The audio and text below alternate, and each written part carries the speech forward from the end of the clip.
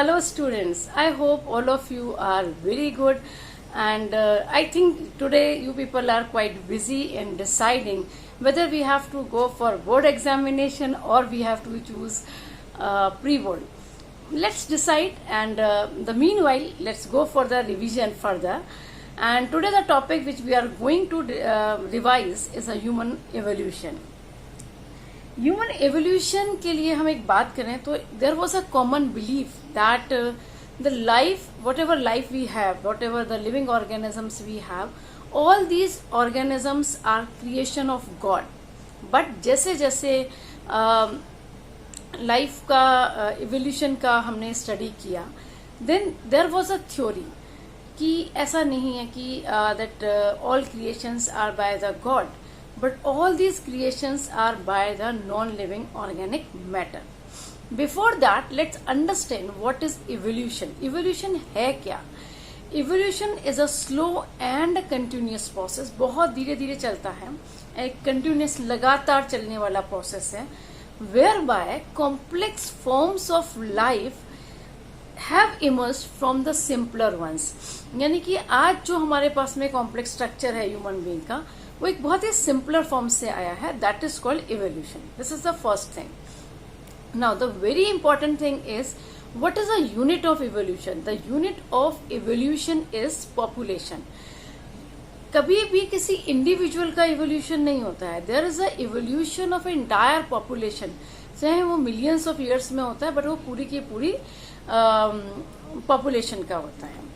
Now I have used a term, I think I told you that life is originated from the inorganic. Life is originated from the non-living organism of organic matter. यानी कि life की जो origin हुई है वो non living matter से हुई है. कभी भी लाइफ की जो फर्स्ट ओरिजिन थी वो किसी लिविंग ऑर्गेनिज्म से नहीं थी. सबसे पहले क्या था, कुछ गैसेस थी, गैसेस ने कंबाइन किया और कंबाइन करके कुछ ऑर्गेनिक कंपाउंड लाइक प्रोटीन बनाया and later on from those protein are new organism is formed. So हम ये नहीं कहते कि लाइफ की जो फर्स्ट ओरिजिन है वो किसी लिविंग क्रिएचर. डेफिनेटली पहला कोई लिविंग क्रिएचर जो बना वो किससे बना, वो एक नॉन लिविंग ऑर्गेनिक मैटर की हेल्प से ही बना. Now there are two basic theories of evolution. One is the theory of inheritance of acquired character, and this theory was given by Lamarck. Right. The another theory was natural selection, and this theory was given by Darwin. What these scientists suggest, organism change physically as they struggle to meet the demand. हम जैसे भी हमारे मतलब कोई भी organism है उसमें हमेशा ना कोई चेंज होता रहता है और अपनी फिजिकल डिमांड को पूरा करने के लिए. ठीक है, तो हम एक एक करके डिस्कस करेंगे कि डार्विन ने क्या कहा और लेमार्क ने क्या कहा. तो यदि हम एक जनरल सा डिस्कस करें तो लेमार्क ने कहा कि इनहेरिटेंस ऑफ एक्वायर्ड कैरेक्टर, जिन कैरेक्टर्स को हम एक्वायर्ड करते हैं, जिन कैरेक्टर्स को हम अपनाते हैं वही कैरेक्टर्स इनहेरिटेड हो जाते हैं, वही नेक्स्ट जनरेशन में चले जाते हैं. But what the Darwin said, Darwin ने ये कहा there is a theory of natural selection, and as per the theory of natural selection there are three things. तीन चीजें होती हैं. One is the struggle for existence. हम हमेशा अपनी existence के लिए struggle करते हैं. Then there is the survival of the fittest. और फिर जो सबसे fit है वही hit है, मतलब वही survive करता है जो fit है. And then there is a theory of natural selection. और जो भी एडवांटेजेस अडेप्टेशंस होती हैं या जो भी सर्वाइवल होती है उसके बाद में जो फाइनली हम नेचर जो है उसको सिलेक्ट करती है.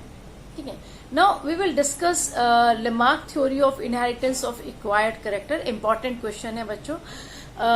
लेमार्क ने क्या थ्योरी थी? लेमार्क की थ्योरी में सबसे पहले थ्योरी थी, लेमार्क ने सबसे पहले तो किसके ऊपर स्टडी किया, जिराफ के ऊपर का. उन्होंने क्या कहा, the first theory of Lamarck was use and disuse of the theory.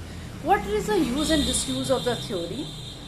It states that parts of the body that are used extensively, जो बहुत आसानी से यूज होते हैं, become larger and the stronger, while the part which is not used very frequently, they deteriorate, वो धीरे धीरे खत्म हो जाते हैं.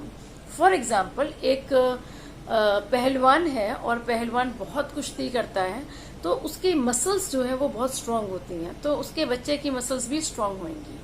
लेकिन क्योंकि suppose I am a teacher who is sitting at a one place, मेरा ऐसा काम है सारे दिन का कि मैं एक ही जगह पर बैठी हूँ, तो as per the Lamarck theory मेरी बाकी जो बॉडी पार्ट्स हैं बहुत मूवमेंट नहीं है बॉडी के अंदर, तो वो उतना मूवमेंट मेरी बॉडी में इन फ्यूचर नहीं होगा, मेरे बच्चों में नहीं होगा. इस तरीके से लेमार्क ने कहा. But this theory was discarded, इस थ्योरी को डिस्कार्डेड कर दिया गया. द रीजन इज कि बहुत सारी ऐसी चीजें हैं जिसमें हमें ये पता चलता है कि ऐसा नहीं होता कि यूज एंड डिसयूज से कोई फैक्टर डिसाइड होता है. जैसे कि कोई एक डांसर है, तो उसकी बेटी डांसर हो सकती है, लेकिन वो डांसर इसलिए नहीं है कि क्योंकि उसकी माँ डांसर है, वो इसलिए है क्योंकि उसको एनवायरमेंट वैसा वाला मिला हुआ है. Right. Now another theory is inheritance of acquired character. So what Lamarck said कि it stated that an organism could pass its modification to its offspring. जो भी मॉडिफिकेशन हुई है वो उसके बच्चों में चली जाएगी. ठीक है. इसके बाद में ये थ्योरी बहुत नहीं चली और इसके बाद में कॉन्सेप्ट दिया गया vestigial organ.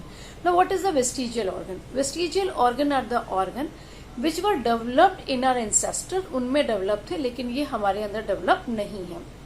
The reason because we are not using these organs. तो ये कहीं ना कहीं लेमार्क की थ्योरी को सपोर्ट कर रहे थे. तो क्या क्या है? एक तो विजडम टीथ है, अक्कलदार जिसको कहते हैं, और हमारे पास में वो अक्कलदार 18 साल की उम्र के या 17 साल की उम्र के आसपास आती है. तो क्योंकि हमारे पास यूज नहीं है, ऐसा तो नहीं है ना कि हम 18 साल की उम्र में कोई स्पेसिफिक खाना शुरू कर देते हैं. वो तो हम बचपन से जो नहीं खा रहे थे तो नहीं खा रहे थे. Vermiform appendix. Vermiform appendix it is the blind end of the caecum. ये हमारी लार्ज इंटेस्टाइन के एंड पर होती है और ये हर्बीवोरस एनिमल्स के अंदर बहुत अच्छे से डेवलप होती है, but it is not much develop in us. हमारे अंदर उतनी डेवलप नहीं होती है. Similarly we have pinna. यहाँ पे कान के पीछे ये जो पिन्ना है, हमारा जो ये पिन्ना है, ये पिन्ना हमारा मूवेबल नहीं है. मतलब क्योंकि हमें कुछ भी है, हम ऐसे हाथ कर सकते, कुछ भी मक्खी मच्छर कुछ है हम उसको हटा सकते हैं. But in case of cow it is movable. आपने देखा उनके यहाँ पे मक्खी वगैरह बैठ जाती है तो they can move it and मतलब उसको थोड़ा सा रिलीफ मिल सकता है. Even in case of elephant they keep on moving their ears. और आपको मैं बताऊं कि ये जो कान वो मूव करते हैं, इससे वो अपने टेम्परेचर को रेगुलेट करते हैं. Right. After that we have Darwin's theory. Now what is a Darwin theory? Darwin theory का एक बेसिक जो नाम आपको आ सकता है वो नेचुरल सिलेक्शन है. बुक का नाम पूछा जा सकता है, ओरिजिन ऑफ स्पीशीज है. And the first theory was over production. What Darwin said कि कोई भी ऑर्गेनिज्म है, whether it is a living organism, I mean it is a plant और animal, they have the capability to produce their young ones, और वो maximum produce करना चाहते हैं. बट यदि सोच के देखो, वो सारे के सारे एक ऑयस्टर एक बार में 60 to 80 मिलियन एग्स प्रोड्यूस करता है. If all these eggs will develop, यदि ये सारे के सारे डेवलप हो जाएंगे, so there will be a time when the entire earth will covered with the oyster only. Similarly paramecium divide at the rate of 3 times in 48 hours. 48 घंटे में वो 3 बार डिवाइड करता है. एलिफेंट डिवाइड वेरी स्लोली, वो 6 young ones produce करते हैं 90 years में. लेकिन कुड यू बिलीव, यदि वो सारे के सारे जिंदा हो रह जाएं, मतलब अपनी उम्र पे मरे, वो एक अलग बात है, बट 6 पैदा हुए, 6 के 6 सर्वाइव कर जाएं, तो 750 साल के अंदर the entire earth will be covered from the elephant only. मेरे और तुम्हारे लिए कोई जगह नहीं होगी. Okay. So what Darwin said कि ओवर प्रोडक्शन ठीक है, सारे एनिमल्स करते हैं, but after that they have a struggle for existence in every living organism. Every living organism is suffering from the struggle for existence. हम लोग भी आजकल स्ट्रगल फॉर एग्जिस्टेंस को ही फॉलो कर रहे हैं. अभी स्ट्रगल है ना कि पैसा नहीं है खाने के लिए, खाना नहीं है हमारे पास में, कुछ लोग बीमारी से मर रहे हैं, कुछ नेचुरल डिजास्टर की वजह से. तो there are the reason, everyone is struggling right now. So according to Darwin, individual multiply in a geometric progression while resources grow in a arithmetic progression. यानी कि geometric progression का मतलब क्या है? 2, then 4, then 8, वो multiple होते हैं, then 16. While arithmetic progression में क्या होगा? 2, 4, 6, 8. जब चौथे नंबर पे वहां पे 16 थे तो नेचुरल रिसोर्सेज आपके 8 थे. तो आप सोच के देखो कि जितने हमारे पास में नेचुरल रिसोर्सेज अवेलेबल हैं उससे डबल हमारी पॉपुलेशन है. The another one is variation. Now struggle for existence among the organism has compelled them to adapt themselves according to the environment और अकॉर्डिंग टू द नीड. इस जो पूरी struggle for existence होती है इस दौरान में हमारे अंदर बहुत सारे वेरिएशंस होते हैं. Now whatever the variations we have, और ये जो वेरिएशंस होते हैं ये वेरिएशंस हमें सपोर्ट करते हैं.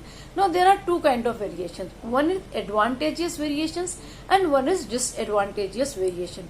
जो एडवांटेजियस वेरिएशन होंगे वो आगे नेक्स्ट जनरेशन में जाएंगे एंड जो डिसएडवांटेजियस वेरिएशंस होंगे they will not proceed further.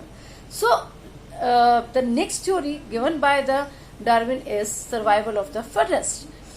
During the struggle for existence, only those individuals can survive which have advantageous adaptation. जिनके पास में advantageous adaptation नहीं है वो survive नहीं करेंगे, वो मर जाएंगे. और जो advantageous उसमें गए उनको nature select करते. तो nature select only those variations which are fruitful, which are advantageous. This is the entire theory of Darwin. Now अब इतने सारे नेचुरल सिलेक्शंस के बाद में, इतने सारे अडेप्टेशंस के बाद में, later on there is some time there is a origin of new species. So that is called speciation. So what is speciation? Definition is important. Origin of new species by gradual modification. धीरे धीरे modification के साथ में जो एक नई species जन्म लेती है दैट इज कॉल्ड स्पेसिएशन. इसका एक बहुत बेहतरीन एग्जाम्पल यदि हम देखें तो नेचुरल सिलेक्शन का, that is in case of peppered moth and that is its scientific name is important, Biston betuleria. Biston betuleria moth में 2 तरीके के moth अवेलेबल हैं. one is light colored and one is dark colored. Earlier क्या होता था, light colored wings होते थे dotted with spots, blended well with the lichen. तो वो लाइकेन भी लाइट कलर के थे और ये मॉथ भी लाइट कलर के थे, तो वो उसमें ब्लैंड हो जाते थे, छुप जाते थे. और जो डार्क कलर के थे जिनके पास में एक ब्लैक कलर के पैचेस थे तो दे वर क्वाइट विजिबल. तो आसानी से मतलब वो किसी का भी प्रे मतलब खाना बन जाते थे और उनके ऊपर इंसेक्ट्स अटैक कर पाते थे इजीली. आफ्टर इंडस्ट्रियल रिवोल्यूशन, जब इंडस्ट्रियल रिवोल्यूशन हुआ तो पॉल्यूशन होने लगा. पॉल्यूशन होने की वजह से क्या हुआ कि अब जो आपके लाइकेंस थे अब वो डल होने लगे. उन डल लाइकेंस की वजह से क्या हुआ कि डल लाइकेंस में डल जो डार्क कलर के मॉथ थे वो छुप गए और जो लाइट कलर के मॉथ थे अब वो ज्यादा विजिबल होने लगे. Now light colour moth was the easy target, वो आसानी से टारगेट होने लगे. Now their population starts to decrease. That is called industrial melanism. So what is industrial melanism? Industrial melanism is the kind of a natural selection which act through the basis of the nature, जो nature के उस तरीके पर depend है जहाँ पे industries की वजह से पॉपुलेशन में चेंज आया. क्लियर? इंपॉर्टेंट क्वेश्चन है, इस पे आसानी से क्वेश्चन मिलता है. Now what is the difference between Lamarck's theory and Darwin's theory? आप लेमार्क्स थ्योरी और डार्विन थ्योरी में पहले तो उनकी थ्योरीज के नाम दे दीजिए. known as theory of inheritance of acquired character, Lamarck. Darwin की थ्योरी क्या कहती है? Theory of natural selection. Lamarck किस पर बिलीव करते थे? Use and disuse, while Darwin believes on variations. Darwin believes on struggle for existence and overproduction, survival of the fittest and all. Clear? And as per the Lamarck's theory, new species evolved after a long period of time, after many generations, by acquiring new character, right? While Darwin ने क्या किया, new species evolved due to accumulation of favorable characters, जिनको हमने variations या जिनको हमने adaptations का नाम दिया. बट डार्विन की थ्योरी में जो चीज एक्सेप्ट नहीं हुई, that was a variation. Darwin was however unable to explain the sources of variation. He was, it is important line, he was unable to explain the sources of variation. वो उसको explain करने में समर्थ नहीं रहा. And because of that later on modern scientist they rediscovered the entire theory and introduced a new theory of Darwin that is called Neo-Darwinism. Clear? Neo-Darwinism, that detail is not in your syllabus, but आपको पता होना चाहिए कि Neo-Darwinism एक theory Darwin ने नहीं दी, उसकी मॉडिफाइड थ्योरी है. But still Darwin is considered as the father of evolution. उनको हम फादर ऑफ इवोल्यूशन ही कंसिडर करते हैं. क्लियर? अब हम ह्यूमन इवोल्यूशन की बात करते हैं. तो ह्यूमन इवोल्यूशन में सबसे पहले आपको साइंटिफिक नेम ऑफ ह्यूमन पता होना चाहिए. सी, आपको होमोसेपियंस आप लिखोगे चलेगा, होमोसेपियंस सेपियंस लिखोगे वो भी चलेगा, that's not a issue. But prefer करिए होमोसेपियंस सेपियंस, क्योंकि वो ट्राइनोमियल नेम है ह्यूमन बीइंग का. और दूसरी बात यह है कि यदि चॉइस में दिया हुआ है, मल्टीपल चॉइस में क्वेश्चन है, then go for a Homo sapiens sapiens, not Homo sapiens. Important है, who introduce this term? This term was introduced by father of taxonomy, that is Carl Linnaeus. And यहाँ पे एक और क्वेश्चन इंपॉर्टेंट है, what is the order of Homo sapiens? उनका वो किस order से बिलोंग करते हैं? याद है ना, हमने 9th में किए थे. And that order is primates. और इसी प्राइमेट ऑर्डर में एप्स और मंकीज भी आते हैं. ठीक है. Now the story of man's origin and evolution is recorded in the rocks by the fossils theory. Fossils मतलब प्रोजेनी, पैलेंटियोलॉजी के बेस पे. Palaeontology is a study of fossils and it was first discovered in Africa. सबसे पहले जो हमने evolution को study किया वो एशिया और अफ्रीका में किया. The man is supposed to have originated from some ape-like ancestor 15 to 20 million years ago, ऐसा माना जाता है. और जब एप से मैन बना, I mean जब एप से ह्यूमन बीइंग बना, तो there were lot of changes. क्या क्या चेंजेस थे? Number 1, bipedal locomotion. वो 4 पैर से 2 पैर पर आ गए. Clear? Now their 4 limbs were free. हाथ फ्री हो गए, they can catch the things. वो आसानी से उनको पकड़ सकते थे. Increase in cranial capacity. Cranial capacity का साइज बढ़ गया. Reduction in the size of canine. Canine का साइज रिड्यूस हो गया. रीजन क्या था कैनाइन का साइज रिड्यूस होने के लिए? पहले क्या था कि वो कार्निवोरस थे. कार्निवोरस क्या है? Flesh eating animals. Now they become the omnivorous, that is वो प्लांट्स भी खा सकते थे और एनिमल्स भी खा सकते थे. तो उस वजह से कैनाइन के साइज को रिड्यूस हुआ. Loss of jaw power. Jaw power थोड़ी सी रिड्यूस हो गई, क्योंकि अभी ऐसे चीरफाड़ नहीं करना था उनको. ये ब्रेन क्रेनियल कैपेसिटी बढ़ गई. डेवलपमेंट ऑफ चिन. चिन का डेवलपमेंट हुआ. यदि जॉ थोड़ा सा ब्रॉड नहीं होगा तो ये चिन नीचे बढ़ना शुरू करता है. Development of forehead. Forehead develop हुआ. ब्रो रिजेस ये थोड़े आगे आने लगे. Erect posture. पोस्चर सीधा हो गया. And reduction in the body hair. Body hair में रिडक्शन हुआ, क्योंकि अब हमने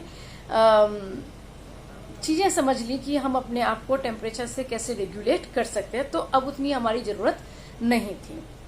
now another very important question. Before learning about the human ancestor you need to understand pre human ancestor कौन था. प्री ह्यूमन एंसेस्टर अंडरलाइन कर लीजिए. Pre human ancestor was Ramapithecus. क्या था? रामापैथिकस.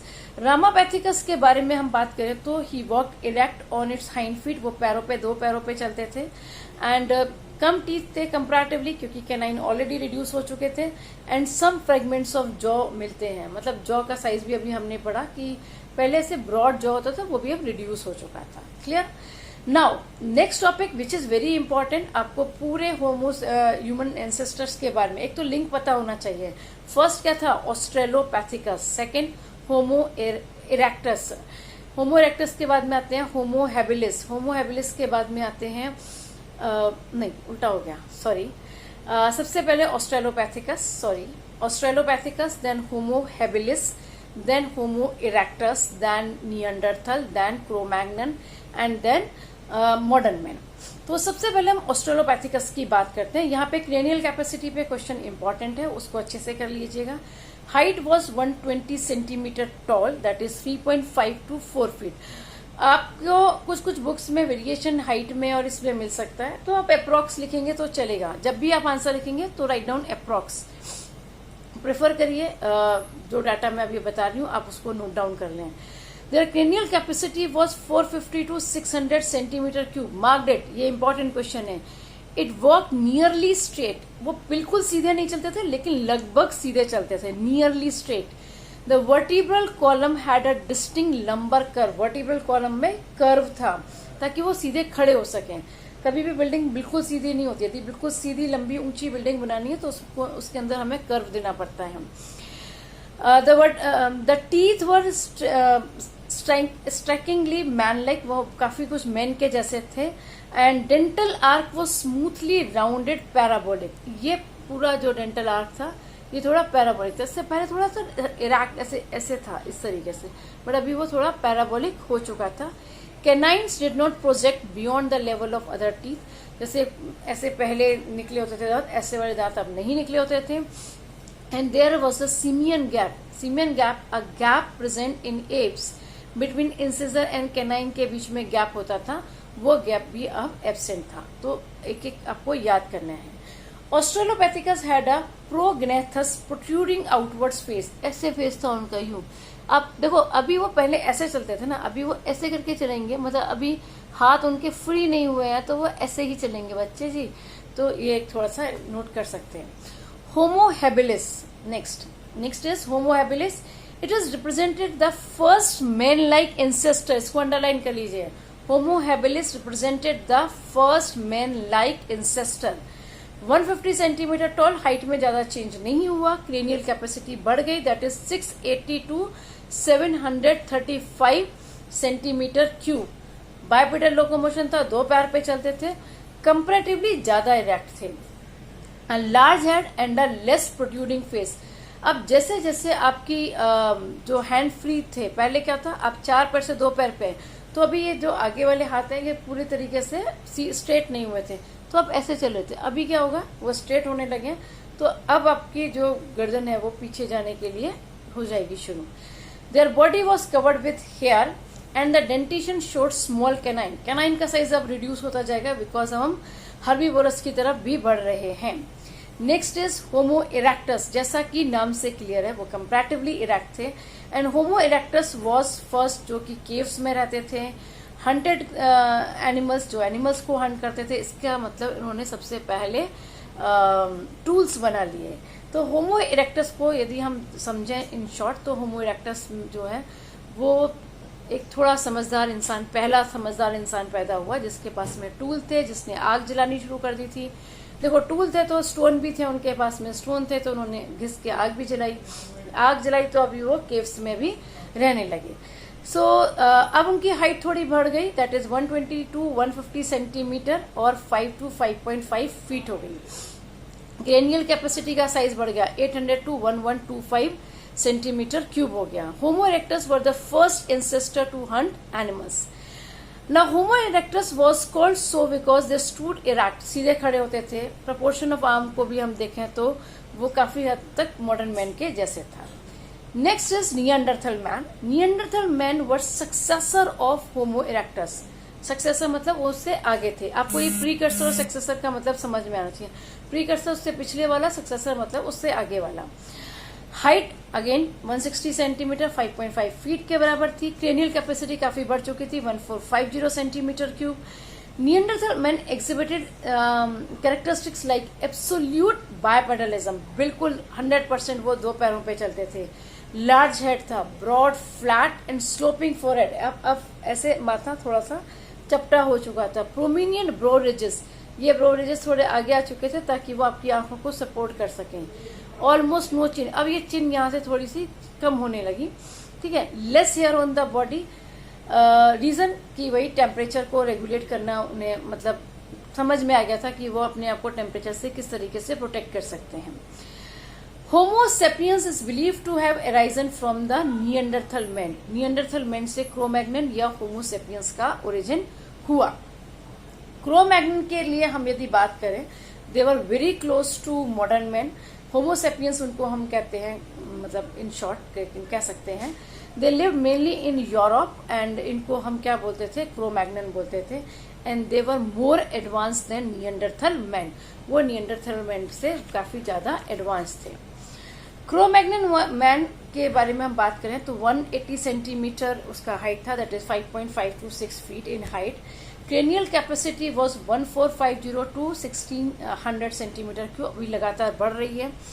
दे had a large skull, broad face, rounded forehead, prominent chin. अब वापस से चिन जो है वो काफी प्रोमिनियंट दिखने लगी थी। आईब्रोज जो है, दे लेग आईब्रोज रिजेस, ये थोड़े से कम होने लगे। Body was less hairy, comparatively come hairy थी। वो तो आप देख रहे हो कि जैसे जैसे हम आगे बढ़ रहे हैं बॉडी के ऊपर से हेयर जो है वो कम होते जा रहे हैं। और अभी भी हम अपने ऊपर नोटिस करें, अब हमारे बॉडी पर उतने हेयर्स नहीं होते जितने हमारे पेरेंट्स के हैं या ग्रैंड पेरेंट्स के हैं। Now Cro-Magnon was Swift footed and cave dwelling beings, मतलब वो केव में रहने लगे। अच्छे से टूल्स डेवलप कर लिए थे। देवर फर्स्ट जिन्होंने एग्रीकल्चर को समझा और एग्रीकल्चर को इंट्रोड्यूस किया। Last is modern man, that is Homo sapiens. यदि हम होमोसेपियंस की बात करें, वो क्रो-मैग्नन से ही इवॉल्व हुए, यानी कि हमारे इंसेस्टर हैं वो क्रो-मैग्नन हैं। क्वेश्चन को बहुत ध्यान से पढ़िएगा कि किसके एंसेस्टर पूछे गए हैं। बायपेडल लोकोमोशन है, बिल्कुल 101%। हमारे जो स्पाइन है उसके अंदर 4 कर्व होते हैं, ये नोट कर लेना। अपराइट हेड, बिल्कुल हेड सीधा है। स्कल ऑन द टॉप, बिल्कुल टॉप पर है। क्रेनियल कैपेसिटी हमारी सेम ऑलमोस्ट क्रो-मैग्नन जैसी ही है, that is 1450 to 1600 centimetre cube. And straight limbs, हमारे हाथ बिल्कुल सीधे हैं, पैर बिल्कुल सीधे हैं। And finger and toes with flat Niels, flat Niels है, रीजन कि हमें ऐसे किसी के ऊपर वार नहीं करना है। वेल डेवलप्ड, अच्छे से प्रोमिनियंट चिन है, हम तभी तो चिन पकड़ के करते हैं, हाँ बच्चा कैसा है। थोरोसिस रीजन फ्लैटन, ये आगे का पोर्शन काफी फ्लैट हो चुका है। So in whole, modern men developed a logical syllabical speech in order to communicate, better communicate कर सकते थे। टूल्स यूज़ करने शुरू कर दिए, ऑर्नामेंट्स बनाने शुरू कर दिए, बर्तन बनाने शुरू कर दिए, प्लांट्स को कल्टिवेटेड करना शुरू कर दिया। एनिमल्स से भी वो काम लेने लगे, दूध निकालना है और ये सब चीज़ें यूज़ करने लगे। रिवर बैंक्स डेवलप्ड हो गए, खेती बाड़ी करने लगे। Move to permanent settlements, caves में और घरों में रहने लगे। और सिविलाइजेशन जो है वो काफ़ी एडवांस्ड हो गई थी। By this topic we have completed this entire topic, and still if you have any doubt you can ask anytime, and do practice all the questions which is given in your book. Thank you.